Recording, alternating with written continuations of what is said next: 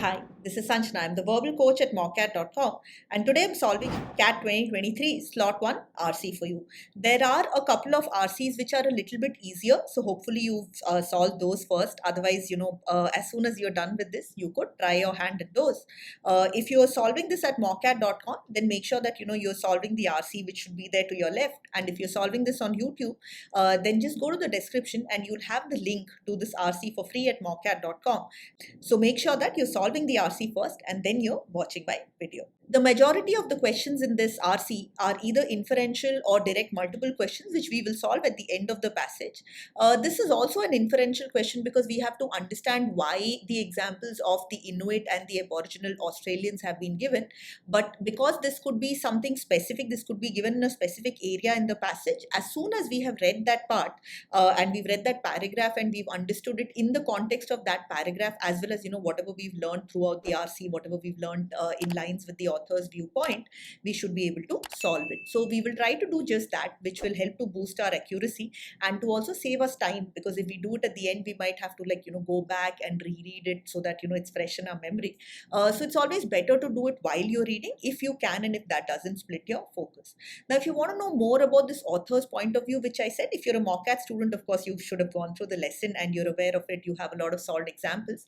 If you're watching it on YouTube, I will link another video where I've covered it in short, but there are also quite a few videos which are there on moccat.com where I've shown how to figure out the author's viewpoint, which is extremely important when it comes to solving CAT RCs. I personally think that's the only thing which has helped me get 15 out of 16 questions right in RCs in CAT 2023. In fact, this was one of the RCs which I had in my own slot. So you're welcome to check out those videos, and we also have a daily reading link and the author's point of view, which I share myself at moccat.com.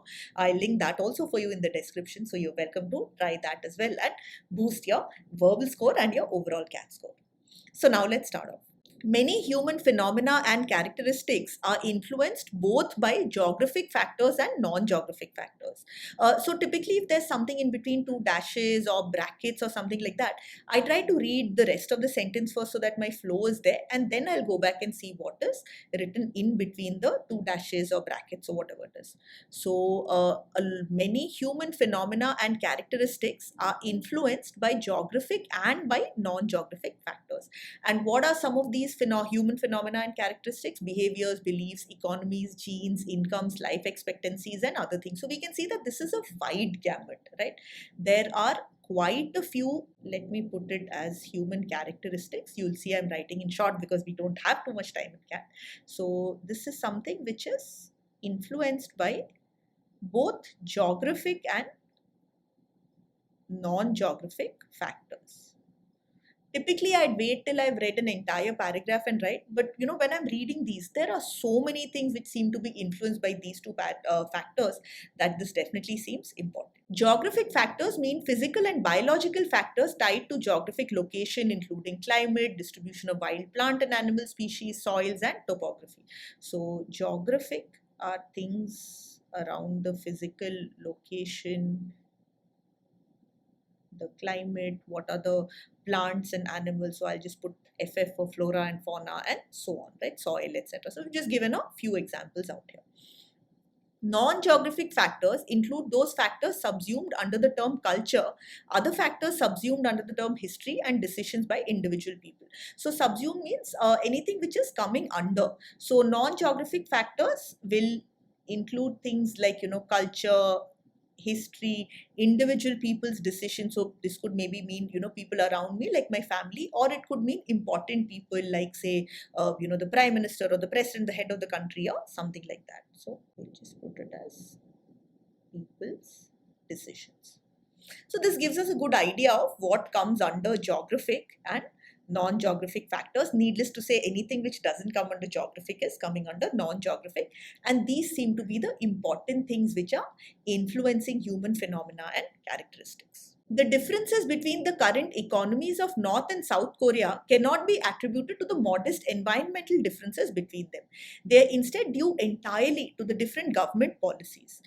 So, in case if you know a little bit about North and South Korea more or less, developed. Yes, there is, inequality in terms of wealth and all, but it's a country that is doing pretty well. A lot of people are doing well, whereas North Korea, it's essentially, run. I mean, they do have elections, but effectively, it's almost like it's run by a dictator. They don't have access to internet. Majority of the people are really poor, and so on. So there's quite a bit of difference between the people living in North Korea and in South Korea. But what is this example telling us, or what is the author trying to tell us by this example? When we look at these two countries are located just next to each other, right? North Korea and South Korea. There are a lot of differences, but these differences cannot be because of environmental differences, as in they probably cannot be because of geographic factors. Why? Because geographically they're very close. So they have to be because of all of these other factors. Now, let's say you don't know too much about what's happening in North and South Korea. One thing you can do is you can definitely head on to mockat.com and make sure that you start reading the daily news which we have curated over there. I'm sure there'll be something where we'll keep covering North Korea once in a while. But for the purposes of this RC, quite frankly, it's fine as long as you can interpret it to understand that, okay, there have to be some differences between North and South Korea, and that is not because of the environmental. And just understand that by environmental, the author is probably referring to the geographic part, right? So there's very little difference in terms of the geographic factors when it comes to North and South Korea. But the huge difference between the two countries, or the people living in those two countries, have to be because of these non-geographic factors. At the opposite extreme, the Inuit and other traditional peoples living north of the Arctic Circle develop warm fur clothes but no agriculture, while equatorial lowland peoples around the world never develop warm fur clothes but often did develop agriculture. The explanation is straightforwardly geographic rather than a cultural or historic work unrelated to geography. Now, this makes sense. On the other hand, when we compare people who are living, in the Arctic Circle closer to the North Pole versus people who are living near the equator, there are substantial geographic differences, right? One area is extremely cold, one area is quite warm. So there are differences in terms of, the clothes that people put on, what they eat. So there's more agriculture around the equator and hardly any agriculture where you have those, icy islands. So that is a case where geographic factors have played a huge role. Now, of course, this is important for us because we do have a question where we're speaking about the Inuits and the Aboriginal Australians. So we will pay attention to this. Let's keep reading. Now, just know that whenever you have three dots like this, it means that there was something in between in this passage or book, wherever this RC is taken from, and they have edited it out because, we're trying to get to somewhere around 500 words. So it's a good thing to know so that, if you're taking the exam for the first time, you're not confused saying, okay, what is happening here? Aboriginal Australia remained the sole continent occupied only by hunter-gatherers and with no indigenous farming or herding. So when it came to Australia, the natives, right, the Aboriginal tribes, they were primarily hunter-gatherers. They did not have any farming or they did not have herding. What is herding? Probably they did not have any livestock, right? Sheep, cattle, anything like that. Here, the explanation is biogeographic. The Australian continent has no domesticable native animal species and few domesticable native plant species. Whenever we have the word few like this, it means almost zero. It means negligible. If you add a, then you will still add a small number, right? So, Australia did not have any animals that could be domesticated, any native animals. So there aren't any animals that are native to Australia which could be domesticated, and very few plants again which could be domesticated. So as a result, people are primarily hunter-gatherers. Who are hunter-gatherers? You are either hunting animals or birds to eat them, or you're trying to gather things like, fruits and nuts, things like that. You're not able to depend on domesticated animals, right? So say something like cows or sheep or goats, where we can drink their milk. You could even eat their meat and so on. So that was not there. There wasn't also much of agriculture which was there in Aboriginal Australia. And that way, if you see, it's actually similar to the Arctic Circle, where again there was no agriculture, of course, for a very different reason.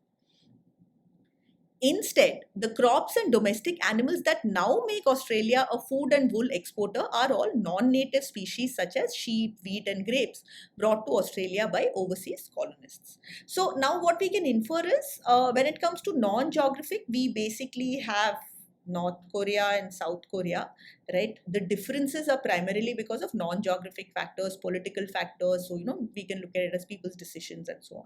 But when we, look at the Inuits versus equatorial people, or when we look at, the Australians, there are certain things which they are doing differently. So the Inuits, for example, are very different from people living around the equator. They don't have agriculture, but they have warm fur clothes, which is the exact opposite of what's happening for equatorial people. Similarly, when we look at Australia earlier, right, before the colonizers came and before they brought in, certain animals, plants, and all. So originally, Australia didn't have any domesticable animals or crops, and as a result, they were primarily hunter-gatherers, right? So these are because of geographic factors. How the people behaved, what they ate, what they wore, what they did, were influenced by the geographic location. Now, when we read the next paragraph, you'll see that it's going in a slightly different direction. So these examples the author is now done with. So we can try a stab at this question. In case if you're nervous doing this, why I recommend it is because, if you have direct single questions or even inferential questions which are about a specific area like this one, or what I call meaning questions, which is where we have a phrase or a sentence taken from the passage, not a vocabulary question, but a part of the passage which could be, metaphorical or allegorical, and we're trying to understand it in the context of the paragraph and the author's view. So these sort of questions, if, focus is not an issue, you can actually try to quickly solve it. It will save you time. It will also boost your accuracy, because I've just read about these examples. They're fresh in my memory. I'm more likely to get the answer right, and I don't need to go back to the passage if I'm doing it at the end, right, and figure out, okay, where was the example given about Australia and so on. If you feel that this is something you can't do, it breaks your focus or something, by all means leave it, but try it out for maybe 5 to 10 RCs and see how it's working for you. If you're a student of MOCAT, of course, there's going to be a lot of RCs that we're going to be solving in the live classes where you will see that. But now coming back to this, so these examples have been given to us to show that the way people behave, what they wear, what they eat, a lot of times geographic factors can influence, right? So that is where these fall. So let's look for something which is suggesting that. How environmental factors lead to completely divergent paths in livelihood and development. Now, this could be the right answer, because environmental factors is a sort of another term for geographic factors, right? Human resourcefulness across cultures in adapting to their surrounding. Now, this might be factually correct. People might be resourceful. One place they figured out agriculture, another place they have, fur clothes to fight the cold. But this is not the intention of the author. You have to always think, why is the author sharing these examples? The author is not trying to say, hey, humans are great, we can adapt and so on. The author is trying to say that how you have adapted or how you behave can be influenced by where you live, can be influenced by the geographical characteristics. So this is not relevant in this context, and that's why the POV becomes so important, right? What I was speaking in the beginning. So we can eliminate this option. How physical circumstances can dictate human behavior and culture. Now, this is again something which definitely seems correct. Geographic, we also have physical location and all. So this is something which again makes sense. So let's hold option 1 and option 3. We'll compare the two, figure out the differences, and then choose the right answer. That despite geographical isolation, traditional societies were self-sufficient and adaptive. Again, if you see, there's a common theme between option 2 and option 4. Both are trying to sort of, celebrate human resourcefulness and so on. Which is not the intention in these examples. In these examples, we are looking for something which is around the influence of geographic factors.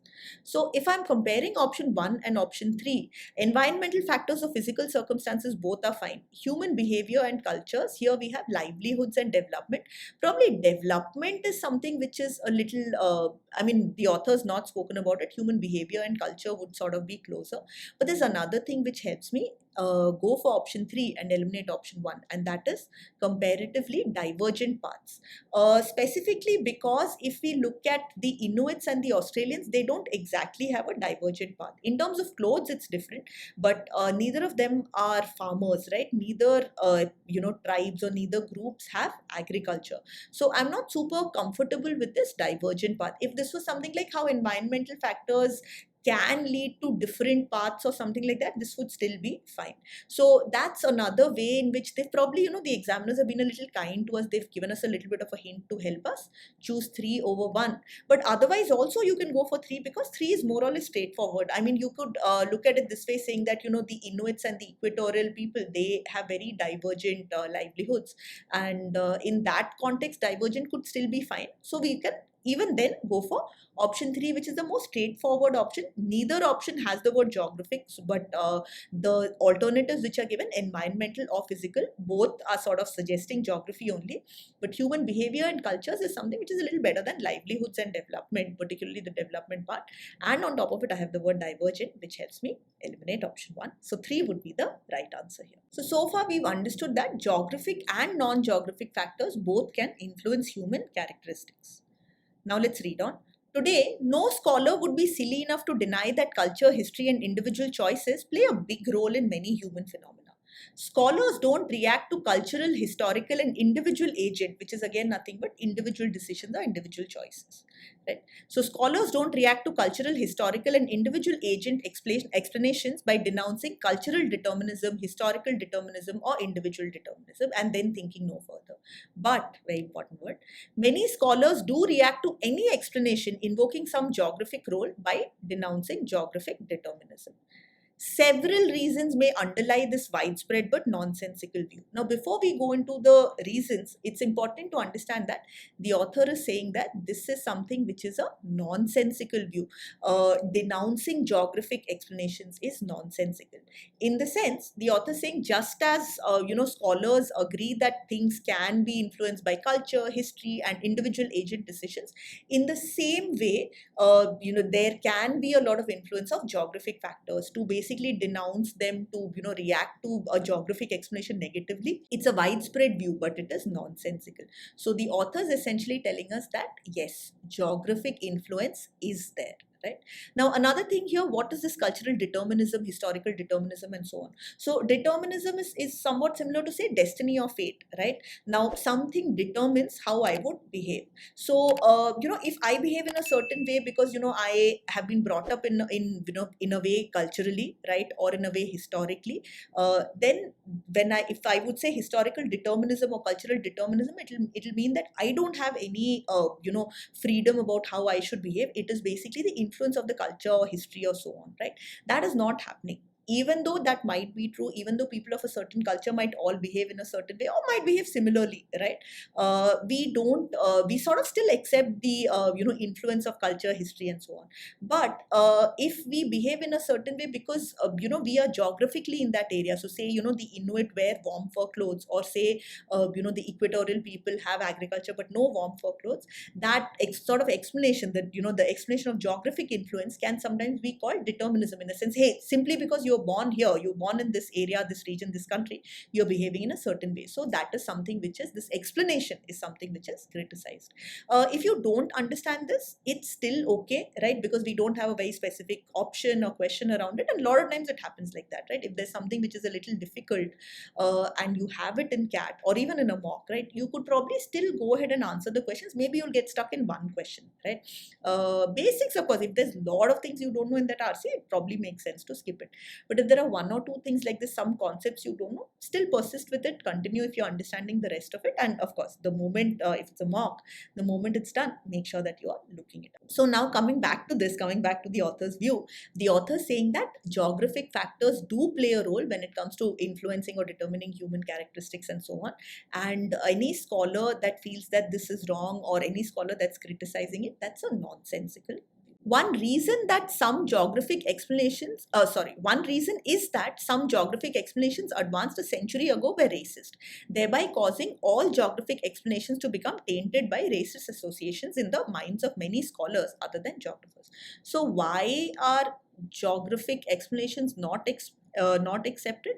One is that previously they were racist. So because there have been racist geographic explanation, maybe related to white supremacy or something like that, even current geographic theories are sometimes sort of not accepted, because they're still tainted by that tinge of racism, that stigma of racism. The earlier there were racist geographic explanations, so now even if the explanation is not racist, it's still something which is denounced.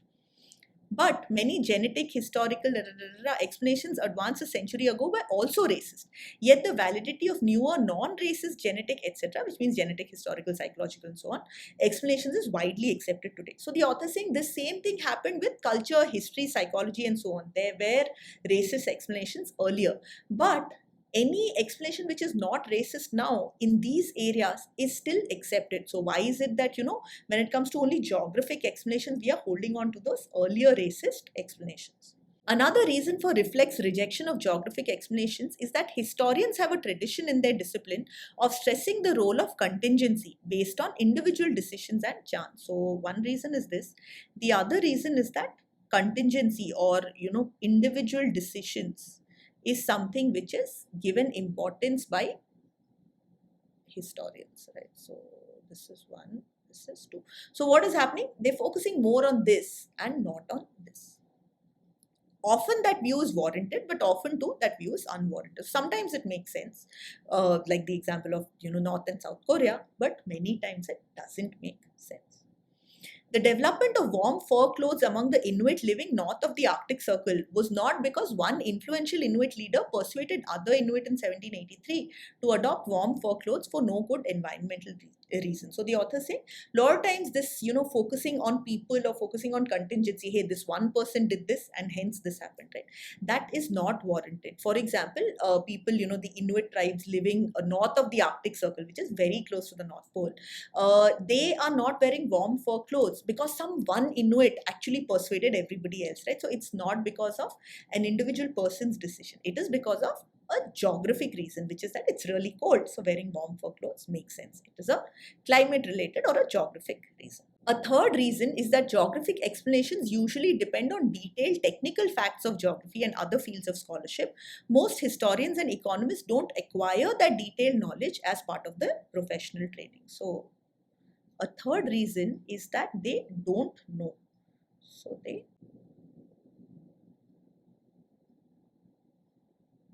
don't know the technical geographic aspects. Obviously, it's not geographers, it's non-geographers who don't know these, right? So in essence, what have we learned? There are geographic and non-geographic factors which influence human phenomena, characteristics, and so on. The non-geographic factors are generally accepted, such as culture, history, and so on. A lot of the times, the geographic factors are not accepted. Now, we know that the author is saying this is wrong, this is nonsensical, because geographic factors do have importance, right? For there have been many examples that the author has given. So, why is it that there are a lot of scholars that don't accept these, geographic factors as explanation? There's three reasons being given. One is earlier, a century back, there were racist geographic explanations. So that stigma has sort of carried now. It's not something which has happened in any of the non-geographic areas, but it's continued on the geographic front. The other thing is historians tend to not focus on geography and all. They tend to focus on individual people's decisions and contingency a lot more than they should. And the last is a lot of scholars, they don't know the technical aspects. They haven't gone deep into geography. So they're not able to understand the technical geographic sort of explanations. So these are the primary three reasons. Now that we've understood this, let's solve the remaining three questions. And this question is about these reasons. All of the following are advanced by the author or have been given by the author as reasons why non-geographers disregard geographic influences on human phenomena except there.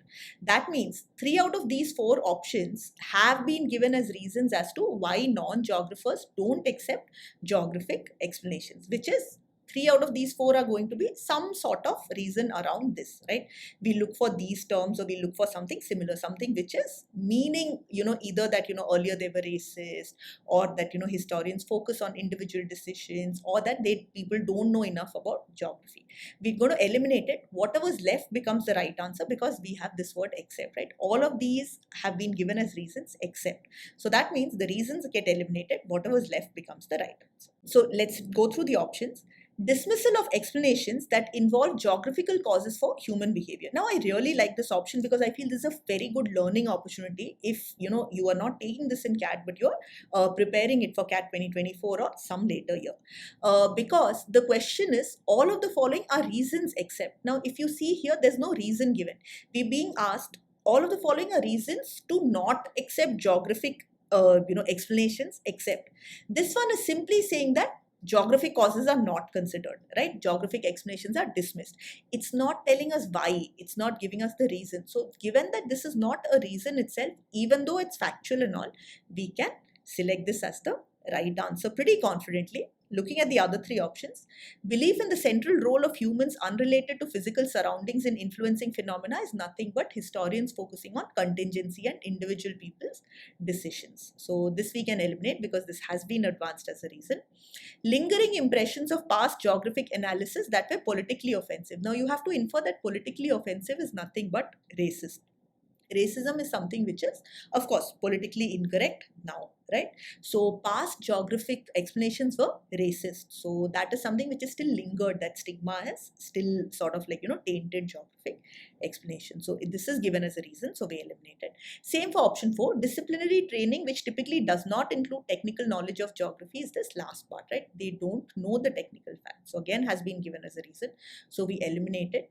If you are in a rush and you read through this option and you realize immediately that, hey, this is not a reason, that's something that you can very, very confidently select after just skimming through these options. If you have very little time and you're not able to read all 4 options, you might be able to confidently just go for this one option as well. On the flip side, if you don't start thinking in terms of what is the reason and what is not, then this is something which could get difficult because all 4 will seem likely, or you might not realize that, politically offensive is referring to racism and so on, and you might actually end up getting it wrong. So I would, if this is something which you want to improve or something that you're struggling with, I would definitely recommend doing the daily POV and going through some of the solved examples. If you're a student, of course, come up to me in class and ask me as many doubts as you have. You will see that a lot of the times the supporting points in the author's point of view, I would have structured as, these are reasons, these are benefits, these are advantages, disadvantages, issues, cause and effect, and so on. That's also something that is covered in multiple lessons, including RC, inference, I think sentence insertion, and so on. So hopefully that also helps you. Now coming to the 4th question. Now you'll notice that I've left the first question. I am solving question 2 and 4. That's because I have read these questions and these are questions about a specific area.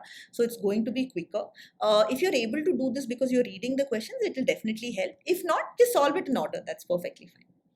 The author criticizes scholars who are not geographers for all of the following reasons except. So again, we have to go through these options. Any of these which are in line with what the author said, where the author is saying that, it's nonsensical to sort of not accept geographic reasons or any of these things, right? Focusing too much on individual decisions or not knowing about geography and all of those we will eliminate. Whatever's left becomes the right answer. Their rejection of the role of biogeographic factors in social and cultural phenomena. This is definitely something that the author is saying. The author is saying this is a nonsensical view, rejecting geographic factors or saying that, anytime anybody comes up with a geographic explanation, just denouncing it as determinism is definitely nonsensical. So we can eliminate it. Their outdated interpretations of past cultural and historical phenomena. This is actually something which is wrong. It's not cultural and historic phenomena, which are non-geographic factors, which are being interpreted in an outdated way. It's actually the geographic factors, right? The author is saying some geographic explanations which were advanced a century ago, right? Which were advanced 100 years back. They were racist. So now all geographic explanations are now tainted by racist associations. That is not happening for all of these others, right? All of these non-geographic ones. So this ideally should be the right answer because this is not a criticism that the author is sort of, leveled at the scholars, non-geographer scholars. Their labeling of geographic explanations as deterministic, this is something that we were just discussing. It's somewhat in line with the first option. So we can eliminate it. It's definitely given. The importance they place on the role of individual decisions when studying human phenomena. This is given in the context of historians. Historians stress contingency based on individual decisions and chance, which is something which is mentioned over here. So we can eliminate this because 1, 3 and 4, all are criticisms or all are things for which the author has criticized non-geographic scholars, whereas 2 is not being given as a criticism. It's something which they are not doing, right? So we can go for that. Now, whenever you have a question like this, all of the following can be inferred from the passage, except remember that CAT uses the term inferred a little bit loosely, in the sense you can have options which you are inferring or concluding from the passage. So based on the facts given in the passage, you're concluding something, or it could also be something which is given in the passage. So even that would be considered under inferred. Not every exam does this, that will not do it. But in CAT, they sort of take this term a little loosely. So let's go through these options. 3 of these would either be given or can be inferred from the passage. We'll eliminate those. What was left becomes the right answer because we're saying all can be inferred except. Agricultural practices changed drastically in the Australian continent after it was colonized. There's something that we can infer from this part, because we know that initially, right, the native tribes, the original tribes in Australia, they were hunter gatherers. They didn't have indigenous farming or herding. But now, after it was colonized, Australia is not just farming, they're farming more than they need. So they're exporting, right? They're exporting food, they're exporting wool, which again is something which is coming from sheep, right? So the herding aspect. So there's a drastic change which has happened after it was colonized. So this definitely can be inferred from the passage, so we eliminate. Individual diktat and contingency. So individual diktat probably means individual people's decisions, the part which historians were saying, or the part which was given earlier in the non-geographic factors. So they were not the causal factors for the use of fur clothing in some very cold climates. Now some very cold climates of course have to be this north of the Arctic Circle, the Inuit and all. That's what the author's given. This is something which is straight up given.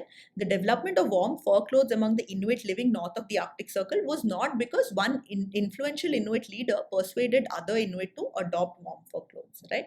So this is also something which we can infer and we can eliminate it.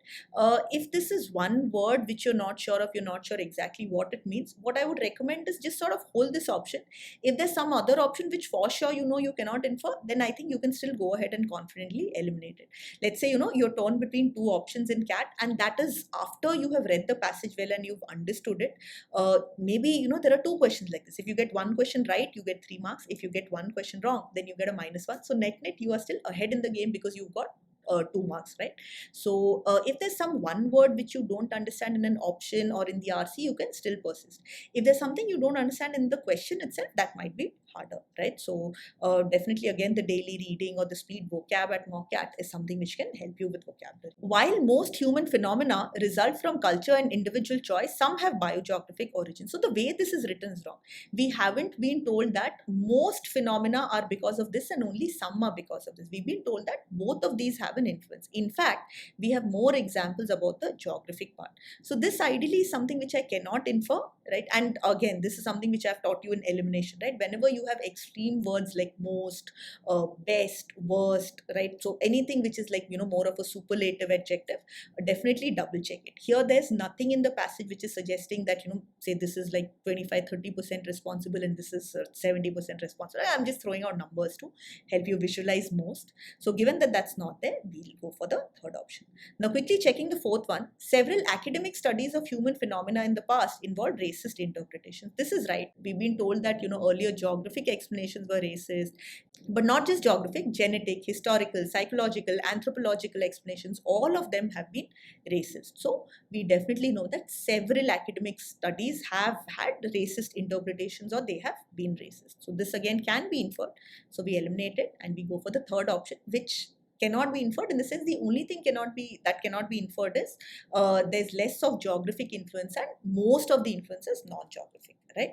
So just be aware of these extreme words. In case if you missed it, then make sure you're going through the elimination module again, and that should help you to eliminate options, especially if you are sort of stuck between two options. So that's it for this RC, and hopefully this helped you. If you're watching it on YouTube and you've not yet subscribed to YouTube, please do so, because we'll be looking to put up an RC every day. And if you've not yet signed up on mocat.com, what are you waiting for? Sign up right away and prep with 99.9+ percentile. All the best.